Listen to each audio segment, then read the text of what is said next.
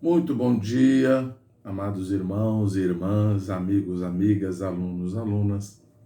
Sempre começo falando isso, porque vocês são realmente queridos, né? Todos vocês, que de alguma forma têm visto, têm assistido esses vídeos, né? Eu quero encorajá-los novamente nesta manhã. Hoje está com essa mesma luz, mas é pela manhã.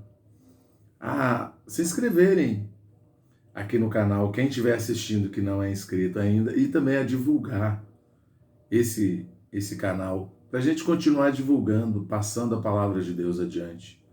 Né? Eu já disse a vocês que esse canal ele foi criado no momento de necessidade por causa das aulas, tanto que vocês estão vendo aí que o canal está escrito Professor José Isabel, mas as aulas, basicamente as aulas que eu trabalho com elas, eu usei esse canal mais para as aulas de filosofia e de sociologia e inteligência emocional, que são aulas que eu trabalho, porque é mais, essas matérias, essas disciplinas são mais de teóricas, né? Assim, a gente conversa, dá para fazer um vídeo sobre elas, né? Mas, finalizados, assim, basicamente os conceitos que eu precisava trabalhar, Deus me incomodou, de alguma forma, a usar o espaço para falar dele, né? E daí nós usamos para falar dos fundamentos da fé cristã. Eu já disse a vocês que a gente vai falar, estamos falando e continuaremos até o capítulo 17, falando desse livro maravilhoso, Daniel, Destino do Governo Humano, do nosso amado irmão Dong Yulan, né, que eu já falei para vocês também, apóstolo do ministério que eu congrego, que faleceu aos 97 anos aqui no Brasil, que veio da China na década de 60 para cá, para começar a falar de Deus por aqui, e o falar de Deus por meio desse irmão me alcançou. E já alcançou muita gente pelo mundo todo. Mas a partir aqui da América do Sul e do Brasil. Então, a gente já falou dos fundamentos, vamos falar de Daniel, depois falaremos de 40 lições essenciais para a vida cristã, são 2 volumes, e vamos falar também do Fundamentos para a Liderança. Então, já que temos esse espaço que a gente pode usar, vamos usar para levar a palavra de Deus. Então, eu encorajo quem ainda não é inscrito a se inscrever, quem já é inscrito a divulgar, para essa palavra alcançar mais pessoas, né? Também sempre tenho dito aqui, a tentativa não é de um curso de teologia sistemática, mas apenas falar da palavra de Deus, que para mim é a teologia mais sistemática que existe, né? Deus é apresentado de maneira espetacular na palavra dele. E hoje nós falaremos do capítulo 10, né? Nós ficamos aí um tempinho longe, porque eu tive que viajar, mas estamos aqui de volta. Chegaremos até a lição 17, até o capítulo 17, para a honra e glória do Senhor Jesus. Então, o título, como eu sempre digo, a gente fala o título, depois uma referência bíblica, e caminhamos por esse capítulo, tá certo? O título é A Visão sobre um Carneiro e um Bode. A leitura bíblica é Daniel 8, de 1 a 27. No terceiro ano do reinado do rei Belsazar, Daniel teve uma visão surpreendente. A visão sobre um carneiro e um bode. Isso ocorreu 2 anos depois da visão sobre os 4 animais, no capítulo 7. O carneiro e o bode, como veremos a seguir, representam 2 reinos. Nesta visão, Daniel não estava mais na cidade de Babilônia, mas pareceu-lhe estar na cidadela de Suzã, na província de Elão, no sudoeste da Pérsia, junto ao rio Ulai, que fluía a leste de Suzã. O carneiro, o império medo-persa. Então levantei os olhos e vi, e eis que um carneiro estava diante do rio, o qual tinha 2 chifres, e os 2 chifres eram altos, mas um mais alto do que o outro, e o mais alto subiu por último. Versículo 3. Esse carneiro representa o império medo-persa. Os 2 chifres, um mais alto do que o outro, simbolizam a Média e a Pérsia.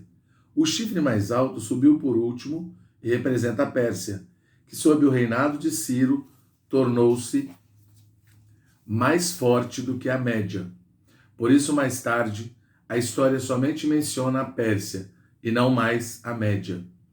Tudo isso já havia sido determinado pelo Deus Altíssimo. Ele é aquele que dá o reino a quem quer e tira de quem quer. Todos os domínios estão sob sua autoridade suprema e eterna. Vi que o carneiro dava marradas para o ocidente, e para o norte e para o sul. Versículo 4, parte A. Isso significa que a Média Pérsia conquistou a Babilônia, que ficava no ocidente, a Assíria, que ficava ao norte, e o Egito, que ficava ao sul.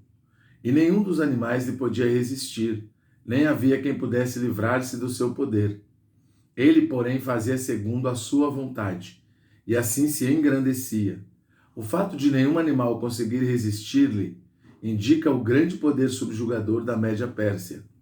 O carneiro fazia segundo a sua vontade e se engrandecia, significando que a Média Pérsia não tinha temor de Deus e se tornou arrogante. O bode, o Império Grego de Alexandre. Eu ia falar o Império Greco-Macedônico, tem sentido também. Ou Império Greco-Macedônio, né? O bode, o Império Grego de Alexandre o Grande. O versículo 5 diz: estando eu observando, eis que um bode vinha do ocidente sobre toda a terra, mas sem tocar no chão. Este bode tinha um chifre notável entre os olhos. Este bode que vinha do ocidente, Europa, representa o Império da Grécia. O chifre notável entre os olhos simboliza Alexandre o Grande. O bode vinha sobre a terra, mas sem tocar no chão, indicando o seu movimento veloz. No capítulo 7, ele foi representado por um leopardo, denotando agilidade e velocidade. Alexandre, um general jovem que aos 20 anos já comandava tropas, era brilhante, ambicioso e queria conquistar todo o Oriente. Dirigiu-se ao carneiro que tinha os 2 chifres, ao qual eu tinha visto diante do rio, e correu contra ele com todo o seu furioso poder. Viu-o chegar perto do carneiro, enfurecido contra ele, e feriu e lhe quebrou os 2 chifres, pois não havia força no carneiro para lhe resistir, mas o bode o lançou por terra e pisou aos pés. E não houve quem pudesse livrar o carneiro do poder dele. Versículos 6 e 7. Esses 2 versículos indicam a conquista e a destruição da Média Pérsia por Alexandre. Foi algo rápido, em apenas 3 anos, de 334 a 331 a.C. Partindo da Macedônia, Alexandre conquistou a Ásia Menor, a Síria, o Egito e a Mesopotâmia. Deus preserva Jerusalém da destruição. Joséfo, famoso historiador judeu, nos conta com pormenores a passagem de Alexandre por Israel. Alexandre entrou na Ásia Menor pelo Helesponto, derrotou os sátrapas de Dario III, o último rei da Pérsia, na Batalha de Granico, e avançou a Ásia adentro. Queremos observar que este Dario não é o Dario dos capítulos 5 e 6 de Daniel. Aquele era Dario o Medo. Este é Dario III, o persa. Dario aguardava Alexandre em Issos, na Cilícia, e todos na Ásia pensavam que ele derrotaria facilmente os invasores. Assim também pensava Sambalá, sátrapa de Samaria, que se empenhava em manter boas relações com os judeus. Mas Dario sofreu grande derrota e fugiu para a Pérsia. Alexandre então marchou para a Síria, conquistando Damasco e Sidom, e em seguida sitiou Tiro.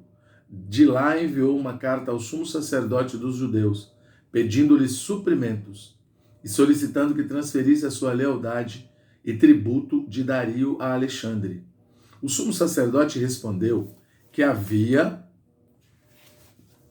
prometido a Dario que não iria empunhar armas contra ele e que manteria seu juramento enquanto Dario vivesse. Alexandre ficou furioso e prometeu marchar contra o sumo sacerdote judeu logo que tomasse Tiro. Quando Sambalá ouviu que Dario tinha sido derrotado, decidiu juntar-se a Alexandre com 8.000 samaritanos. A calorosa acolhida dada a Sambalá por Alexandre encorajou-o a pedir permissão para dividir os judeus mediante a edificação de um templo em Samaria. E a permissão lhe foi dada. O novo templo foi edificado e Manassés, seu genro, foi feito sumo sacerdote. Mas antes que o templo fosse concluído, Sambalá morreu. Entre mentes, Alexandre tinha acabado de conquistar Tiro, após um cerco de 7 meses. 2 meses depois, tomou também a cidade de Gaza. Então apressou-se em ir a Jerusalém. Quando Jadua, o sumo sacerdote, ouviu que Alexandre vinha, ficou aterrorizado e ordenou ao povo que se juntasse a ele em sacrifícios e oração a Deus, pois a situação era grave. Eles já haviam sofrido muito nas mãos dos babilônios, quando estes tomaram Jerusalém. Os babilônios mataram homens, mulheres e crianças, sem piedade nenhuma. Levaram todos os utensílios e os tesouros da casa do Senhor, queimaram o templo e todos os palácios de Jerusalém. Destruíram todos os seus preciosos objetos e derrubaram os muros da cidade. Os que escaparam da espada foram levados para a Babilônia, onde se tornaram servos. Portanto, ante a ameaça de uma nova invasão, desta vez por Alexandre, temeram muito e por isso oraram ao Senhor. O Senhor então apareceu ao sumo sacerdote em sonho, dizendo-lhe que animasse e ornamentasse a cidade com grinaldas. O povo deveria vestir-se de branco e os sacerdotes de vestes sacerdotais. Deveriam abrir os portões e sair da cidade marchando para encontrar-se com os macedônios, pois de modo algum sofreriam dano. O sumo sacerdote Jadua acordou regozijante e anunciou a revelação a todos. Quando soube que Alexandre já não estava longe da cidade, saiu em procissão com os sacerdotes e o povo. Alexandre viu a procissão vindo em sua direção. Os sacerdotes estavam vestidos de linho e o sumo sacerdote de uma veste azul e dourado. Este trazia na cabeça a mitra, com a lâmina de ouro, na qual estava gravada santidade ao Senhor. Aproximando-se só, Alexandre prostrou-se diante do nome do Senhor e saudou o sumo sacerdote. Os judeus então deram as boas-vindas a Alexandre e o cercaram. Seus oficiais se perguntaram se ele tinha enlouquecido subitamente. Um deles, de nome Parmênio, se aproximou de Alexandre e exigiu explicações. Alexandre respondeu: quando estava em Dium, na Macedônia, considerando como poderia tornar-me senhor da Ásia, vi esta mesma pessoa enquanto eu dormia, vestido exatamente como ele está agora. Ele me instou a não demorar-me, a atravessar com confiança e conquistar os persas. Alexandre foi acompanhado até Jerusalém pelo sumo sacerdote e seus auxiliares. Foi até o templo, onde sacrificou a Deus, segundo as instruções do sumo sacerdote. E quando no livro de Daniel lhe foi mostrado, como estamos vendo, que um grego destruiria o Império Persa, Alexandre se considerou essa pessoa. Deve ter ficado muito surpreso ao saber que 200 anos antes já havia sido profetizado a seu respeito, como sendo o chifre notável do bode. Então, ofereceu aos judeus o que quer que desejassem. O sumo sacerdote pediu que fosse permitido aos judeus observar as suas leis e que se lhes desobrigasse do tributo a cada 7 anos, ao que atendeu Alexandre. Pediram ainda que fosse permitido aos judeus em Babilônia e Média que observassem as suas próprias leis, com o que também concordou Alexandre. Finalmente disse ao povo que se qualquer um deles quisesse alistar-se no seu exército, ele lhes permitiria continuar nos seus costumes, e muitos se ajuntaram ao seu exército. Alexandre então foi embora de Jerusalém. Os samaritanos de Siquém, que ficava ao lado do monte Gerizim, e era habitada por judeus apóstatas, viram como Alexandre havia honrado os judeus. Então também se proclamaram judeus e convidaram Alexandre a visitar o templo deles e pediram que também lhes concedesse a isenção de tributo a cada 7 anos. Alexandre prometeu considerar o pedido no futuro e levou soldados samaritanos consigo para o Egito. Alexandre morreu 9 anos depois, em 323 a.C., e o seu império foi dividido entre os seus generais, como veremos nos versículos a seguir. Por causa da visão de Daniel, neste capítulo, Jerusalém foi preservada e não sofreu danos. A morte de Alexandre e a divisão do Império Grego. O bode se engrandeceu sobremaneira e na sua força quebrou-se-lhe o grande chifre.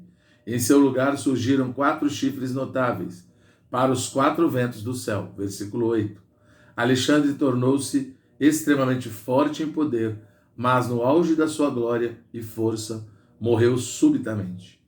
Então seus 4 generais, representados pelos 4 chifres notáveis neste versículo, e pelas 4 asas e 4 cabeças do leopardo, em Daniel 7,6, Cassandro, Lisímaco, Seleuco e Ptolomeu se ergueram dos 4 cantos do seu império e formaram, respectivamente, os reinos da Macedônia, da Ásia Menor, da Síria e do Egito. É maravilhoso ver como todos os reinos da terra estão sob as mãos de Deus e que tudo já foi determinado por Ele. Um parêntese, 2 pontos. A importância da obra de literatura. Sob a luz do que acabamos de ver, é importante abrir um parênteses para enfatizar a obra de distribuição de literatura. De fato, todos os reinos estão debaixo da soberana mão de Deus. Quem poderia imaginar, por exemplo, que um dia o comunismo na Europa Oriental e na União Soviética iria cair? Segundo estudos, um dos fatores preponderantes dessa queda foi a propagação dos ideais democráticos mediante a distribuição de literatura. Ultimamente, o Senhor nos tem dado um pesado encargo de difundir a literatura da igreja. Nosso encargo é suprir vida aos nossos irmãos também por meio da literatura. A obra da restauração do Senhor aqui na América do Sul começou há apenas 16 anos, em 1975. Nesses 16 anos, que agora já é bem mais, né, gente? Isso aqui quando o irmão escreveu o livro. Nesses 16 anos, chegamos ao número aproximado de 400 igrejas na América do Sul. Nessa taxa de crescimento, para se chegar a 4.000 cidades com o testemunho da igreja, precisaríamos de 160 anos. E creio que em toda a América do Sul haja entre 20 a 30 mil cidades. Que fazer então? Será que o Senhor terá de esperar tanto tempo? Nossa resposta é não. Todos os filhos de Deus, onde quer que estejam, têm a vida de Deus. Todos os que receberam Jesus Cristo receberam a vida eterna. O Senhor disse que veio para que os seus tivessem vida, e vida em abundância.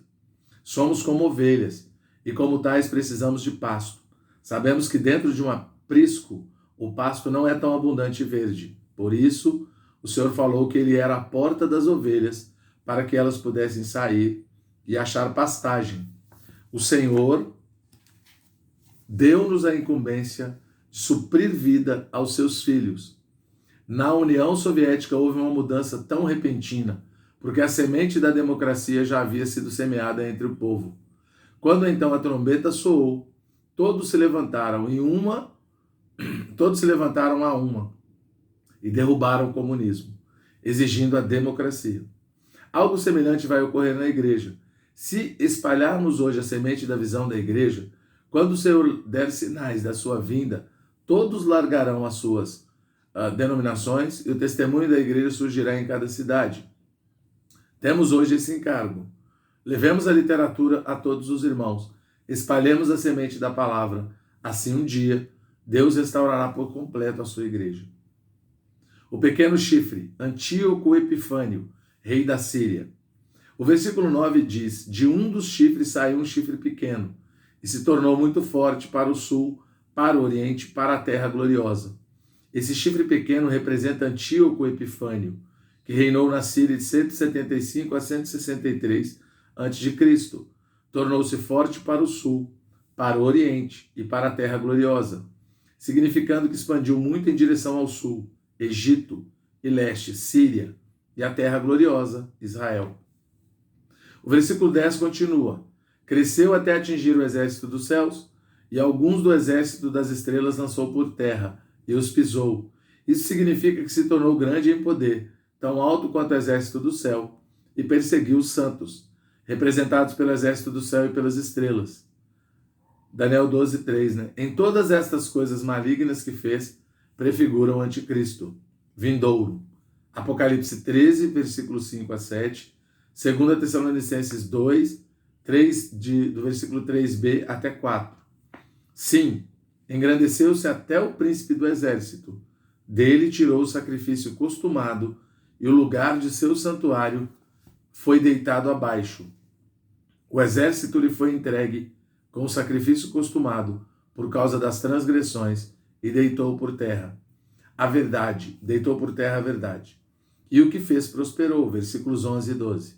Em dezembro do ano 167 a.C., esses versículos se cumpriram. Antíoco Epifânio entrou em Jerusalém e a saqueou, destruindo as casas e as muralhas, profanou o templo e o altar, e fez cessar os sacrifícios e a observância da lei. Erigiu um altar pagão sobre o altar do holocausto e sacrificou porcos sobre ele. Tratou os habitantes com grande crueldade, cometendo atrocidades contra eles, e levou muitos cativos. Os versículos 13 e 14 nos falam da duração da visão desta assolação, na qual o santuário e o povo de Deus seriam pisados. A duração seria de 2.300 tardes e manhãs, até que o santuário fosse purificado. Essa foi a duração das perseguições de Antíoco Epifânio aos judeus, um total de 6 anos, 4 meses e 20 dias, até 25 de dezembro de 164 a.C. Quando Judas Macabeu derrotou os exércitos de Antíoco, purificou o templo, restaurou a adoração a Deus. Esse dia é conhecido também como a festa da dedicação mencionada em João 10, 22, pois nesse dia o templo foi novamente dedicado. Todas essas profecias se cumpriram rigorosamente. Gabriel interpreta a visão a Daniel. Depois que Daniel teve a visão, procurou entendê-la, versículo 15. Então foi dito ao arcanjo Gabriel que desse a entender a visão a Daniel, versículo 16. Da mesma forma, quando realmente queremos entender a visão a respeito da economia de Deus, ele nola revela. Veio, pois, para perto de onde eu estava. Ao chegar ele, fiquei amedrontado e prostrei-me com o rosto em terra. Mas ele me disse: entende, filho do homem, pois esta visão se refere ao tempo do fim. A visão do pequeno chifre não se referia apenas a Antíoco Epifânio e ao fato dele ter profanado o templo. É também uma visão dos tempos do fim. Falava ele comigo quando caí sem sentido, rosto em terra. Ele, porém, me tocou e me pôs em pé, onde eu me achava, e disse: eis que te farei saber o que há de acontecer no último tempo da ira, porque esta visão se refere ao tempo determinado do fim. Versículos 18 e 19. O último tempo da ira será o tempo em que Deus pisará o lagar da sua cólera. Será quando Deus julgará os adoradores da besta e o anticristo. Então Gabriel começou a interpretar a visão a Daniel. Aquele carneiro que viste com 2 chifres são os reis da Média e da Pérsia, mas o bode peludo é o rei da Grécia. O chifre grande entre os olhos é o primeiro rei. Versículos 20 e 21. Não é surpresa que Alexandre o Grande tenha se admirado ao ler tal profecia. Ela é precisa, até nos mínimos detalhes. O versículo 22 fala da morte de Alexandre e da divisão do seu reino entre seus 4 sucessores. O rei de feroz catadura e entendido em intrigas, mencionado no versículo 23, é Antíoco Epifânio, da Síria, que prefigura o anticristo. Os versículos 24 e 25 descrevem a sua ascensão e destruição. A morte de Antíoco Epifânio. O final do versículo 25 diz: levantar-se-á como o príncipe dos príncipes, mas será quebrado sem esforço de mãos humanas. Sua morte não foi por mãos humanas, mas pela mão de Deus. Conta a história que Antíoco estava na Pérsia tentando roubar as riquezas do templo de Ártemis, em Elão, quando foi rechaçado e obrigado a retirar-se até Babilônia como fugitivo. Recebeu então notícias de que as tropas que havia enviado contra a Judéia haviam sido destroçadas e que os judeus haviam se fortalecido. Ao ouvir tais notícias, ficou aturdido e fortemente agitado, lançou-se ao leito e caiu doente. Permaneceu ali muitos dias e, à medida que as suas dores cresciam, percebeu que seu fim estava próximo. Antes de morrer, chamou seus amigos e lhes disse que a sua doença era grave e confessou que era calamidade, que a calamidade lhe sobreviera por causa das atrocidades que havia cometido contra o povo judeu. Ele havia saqueado o templo e insultado o Senhor Deus. A sua morte foi horrível, cumprindo-se a profecia de que, por ter se levantado contra o príncipe dos príncipes, seria quebrado sem esforço de mãos humanas. A visão da tarde e da manhã que foi dita é verdadeira. Tu, porém, preserva a visão, porque se refere a dias ainda muito distantes. Esse versículo se refere a 2.300 tardes e manhãs, mencionadas no versículo 14. Esse foi o tempo limitado por Deus para Antíoco, fazer coisas malignas na Terra Santa. Antíoco é a prefiguração do anticristo. Tudo o que Antíoco fez prefigura o que o anticristo fará no fim dos tempos. No começo dos últimos 7 anos desta era, o anticristo irá fazer uma aliança com Israel, provavelmente um acordo de não agressão mútua. Os judeus então ficarão despreocupados com guerras e começarão a edificar o templo. O versículo 25 diz que ele virá e destruirá muitos que vivem despreocupadamente. Na metade dos 7 anos, o anticristo se levantará e quebrará a aliança. Nessa época, o templo já estará edificado. Ele então entrará no santuário e denominar-se-á Deus. Exigirá que todo o povo santo o adore. Quem não o adorar, não terá marca na fronte e na mão direita, sem a qual não terá como sobreviver, pois não poderá comprar nem vender. Então muitos irão adorar a besta, a fim de sobreviver. Mas haverá os vencedores, os que preferirão morrer a adorar a besta, e serão martirizados. Tudo isso acontecerá no fim dos tempos. Ser poupados da grande tribulação. Por fim, Daniel diz: eu, Daniel, enfraqueci, estive enfermo alguns dias. Então me levantei e tratei dos negócios do rei. Espantava-me com a visão, e não havia quem a entendesse. Versículo 27. Daniel não entendeu por completo a visão, mas graças ao Senhor hoje temos o quadro completo e podemos compreender o que acontecerá no futuro. Por que Deus revelou tais fatos a nós? Para nos encorajar, nos estimular, a fim de que sejamos vencedores e sejamos poupados da grande tribulação. Em Apocalipse 3, de 10 a 12, há uma palavra dita à igreja em Filadélfia: porque guardaste a palavra da minha perseverança, também eu te guardarei da hora da provação que há de vir sobre o mundo inteiro, para experimentar os que habitam sobre a terra. Venho sem demora, conserva o que tens, para que ninguém tome a tua coroa. Ao vencedor falo-ei coluna no santuário do meu Deus, e daí jamais sairá. Gravarei também sobre ele o nome do meu Deus, o nome da cidade do meu Deus, a nova Jerusalém, que desce do céu, vinda da parte do meu Deus, e o meu novo nome. Aleluia! Um mistério antes selado foi revelado a nós. Por quê? Porque Deus nos ama. Ele deseja que cada um de nós seja um vencedor, e assim seremos guardados da hora da provação. Aleluia! Um parênteses aqui, né? Em parte desse texto, o irmão fala da perspectiva de que quando a gente prega sobre a vida de Deus, as pessoas irão sair das denominações, né? O sonho dos irmãos num determinado momento era esse, mas hoje, né, desde que ele faleceu, um pouco antes, ele percebeu que a questão não é essa. A questão não é onde você congrega, não é? A questão é uma questão de vida mesmo. Então, onde você congrega, você pode viver essa vida de Deus genuína. O que é essa vida de Deus genuína? É você viver de acordo com os princípios de Deus, de acordo com os princípios bíblicos. A igreja que é base para nós é a igreja primitiva, não é? Eles viviam, tinham tudo em comum, viviam sempre juntos, com alegria e singeleza de coração, partiam o pão de casa em casa, quem tinha mais ajudava quem tinha menos, né? E dia a dia Deus ia acrescentando as pessoas à igreja, à comunidade cristã primitiva. Esse é o modelo. Então, onde quer que vocês congreguem, onde quer que vocês estejam, a gente pode viver esse princípio da igreja primitiva. E o ministério é um só também, é o ministério do Senhor Jesus.